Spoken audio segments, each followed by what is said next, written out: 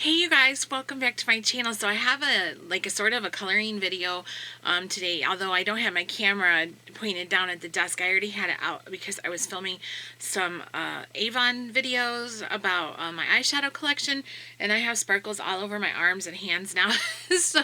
so although I do love sparkles, I don't usually have this many sparkles on me, but forgive those. But I just thought I could, because I don't have that much to show, so I figured I'm not going to bother turning the camera around, putting it on the tripod. But I have been coloring, and I've been having the urge to color a lot more lately, and also read, which I haven't been wanting to read in a really long time. And so I thought I'd show you what I colored recently and what I'm reading, and talk a little bit about what I'm interested in reading or wanting to read next. So yesterday, Keith and I had a coloring day. Yesterday was Friday, and we didn't have anything to do really, so we went out. It was beautiful weather. It was like 75 degrees and sunny, so we went out back on our patio and we just had a coloring day. We laid the Prismacolors out in between us, and we colored for a good chunk of the afternoon. And I got the opportunity to finish up 2 works in progress that I had from a while ago. So the first one I started actually during Mermaid, which was during the month of May in the Deborah Muller coloring group. We do Mermaid every year, where she does we do a lot of different activities that are mermaid related. In the previous year, so it would have been Mermaid of 2018, she did a different mermaid drawing every day and put them in an album. So that was like 31, right? May has 31 days, I think. 31 mermaid drawings. That's like a whole free coloring book available. So definitely, if you're not in the Deborah Muller coloring group, you should join. And I'll link it down below because I usually do in my coloring videos. But I had gone back this mermaid and printed off a few that I wanted to do.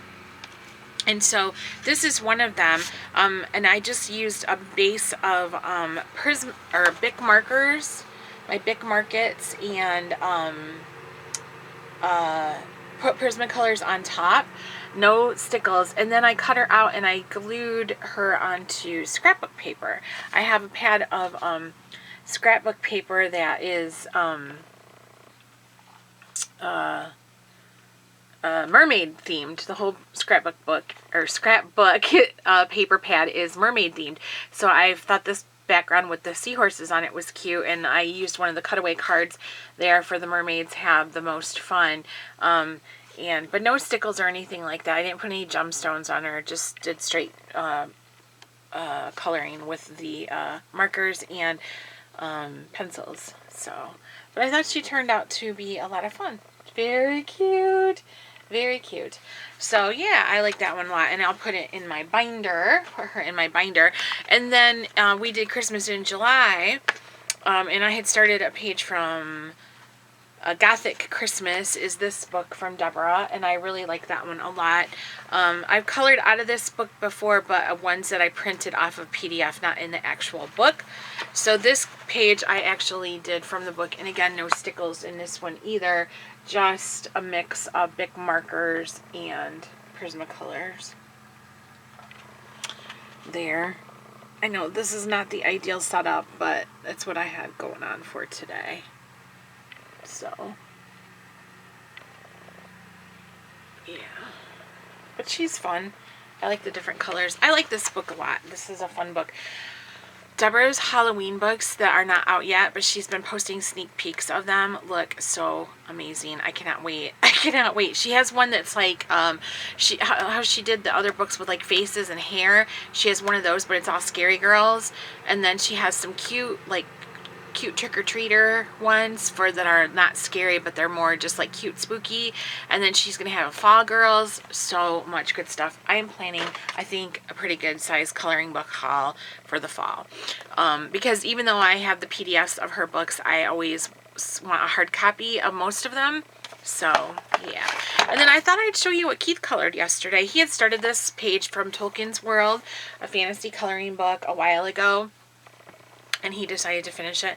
And so that's what he worked on. And Keith, in case you don't know this already, I've been posting the link. He started up a YouTube channel of his own.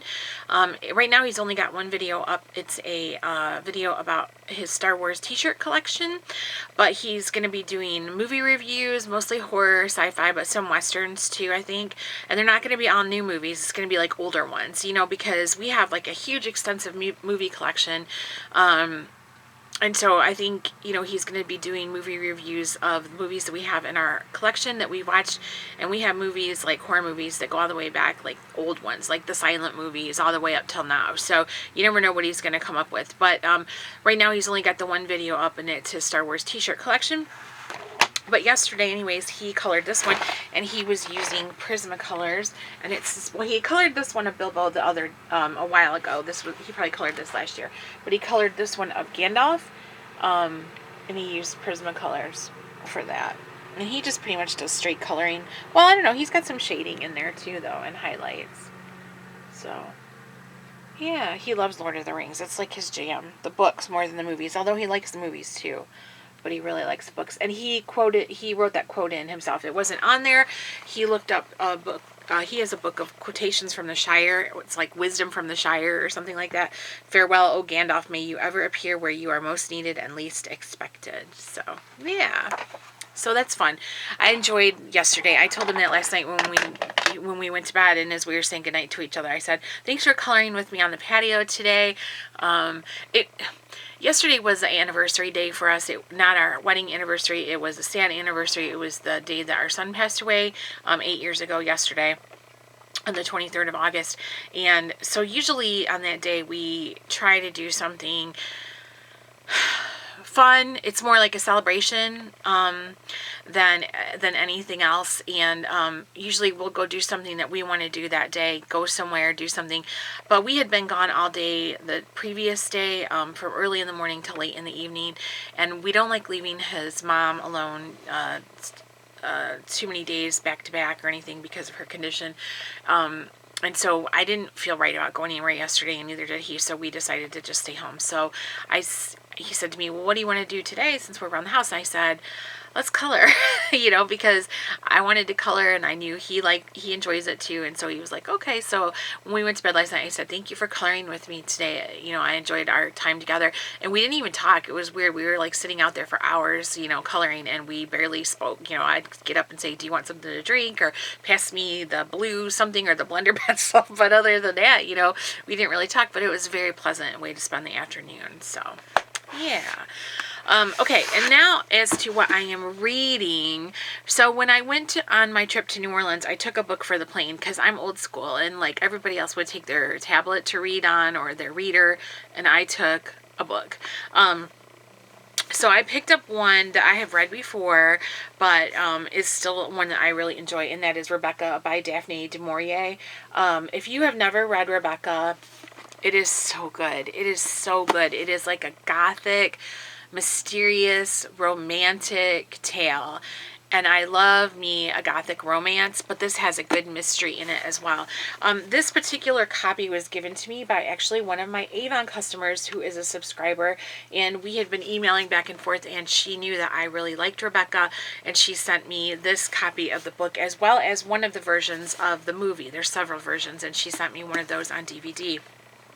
And I actually have a hardback copy of Rebecca, but I took this one with me, and I read some of it on the plane, and I've been reading bits of it here and there when I have time. And the reason that I got drawn into reading this book in the first place, of all things, was Stephen King, because I am an avid Stephen King reader, or I was, I should say, and in Bag of Bones, he references Rebecca many times, and the beginning of Bag of Bones starts out the same way as Rebecca does, with the line, last night I dreamt I went to Manderley again. And Manderley is the big mansion in the English countryside that the main character's husband owns. Max de Winter is his name, and Manderley is this huge mansion that's fabulous and fantastic, but also very gloomy, and has a very atmospheric, haunting feeling. because Max de Winter was previously married to Rebecca. And the ghost, is it a literal ghost? Is it a just a imagined ghost? Is it just a feeling? She looms, and as you read into the book, you learn more, what the deal is with Rebecca and her death and all this kind of stuff. And it's just such a good book. It is so good. So if you have not read this, I highly recommend it. It's a really, really, really good book. And it's a perfect book for like the fall coming on. It's very atmospheric, and I highly recommend it. It's really, really good. So, yeah. And I read somewhere that Daphne du Maurier got the inspiration for it when she was young, and she went walking. I think they were on vacation somewhere, her family, and she went walking through the woods, and she stumbled upon this huge old crumbling mansion out in the middle of the woods that, you didn't really expect to be there. And it was gated off, and she was just fascinated with the discovery of this mansion. So yeah, good stuff. And then I don't know about you guys, but sometimes I get a craving for a book the same way I get a craving for like a food. And it's getting to be the fall is coming on, Halloween is coming. I love horror, and I've really been thinking about some books that I would like to reread again, by Stephen King. And I always like to read Salem's Lot at every Halloween time, but it's not been that long since I reread that. But for some reason, I've really been thinking lately about The Regulators, which is kind of an odd one. It's not one of his more popular books, but for some reason it's been stuck in my head, and I've read it before. But I'm just like thinking, how does it end? I couldn't remember how it really ended. I mean, I know the gist of how it ends, but I couldn't remember specifically, like specific things about characters. And so I'm thinking that I'm going to go back and reread that. And then I know I've mentioned this book before at some point on my channel, maybe during a color and chat, but I loved Summer of Night by Dan Simmons. I think it is such a good horror novel. If you are looking now, and I recommended it to a friend of mine, and she thought it was so slow she couldn't stand it. I love it, but I like slow movies too. So I like that slow burn horror where it kind of creeps along, and then all of a sudden, bam, you're like terrified. That's what I love it. So yeah, it is a little bit slow in a way, but there are some really scary imagery in that book. Once it gets in your head, like the first time I read it, I had never read it. And back when Keith and I were dating, he told me it was one of his favorite books, and I was at a bookstore and I found a copy that was a hardback autographed, like a limited edition of it, so I bought it for him. And then I decided to read it before I gave it to him, and I am not kidding you, it kept me up at night. It really did. It really kept me up at night because it gave me the willies bad. And when we were dating, I lived out in the country. I'm not from the city originally. Like, we live in the suburbs of Detroit now, but originally I was from way out in the country. And is really dark out in the country, right? Because there's no street lights or anything like that. At nighttime, I would be like laying on the couch at night reading it at like 1:00 in the morning, and I had this big picture window in my living room, and I would just like, I would want to like open the curtains and look out, because I don't know what's going to be on the other side of the window looking in at me. So good. I love being scared like that. It makes me giddy. I know, I'm a dork, but that's the truth. So I've been thinking about rereading Summer of Night, and then just some short stories maybe by Stephen King. It's been a long time since I read some of them, and I just want to refamiliarize myself with them also. And then there's another Stephen King book that's not new. I mean, it's like recent, The Outsider. I haven't read that yet, and it was, I know it has a crossover character of Holly from the Mr. Mercedes trilogy. I know she's in it, and I really like her character, so I want to read that. I just haven't gotten around to doing it yet. But I was thinking about doing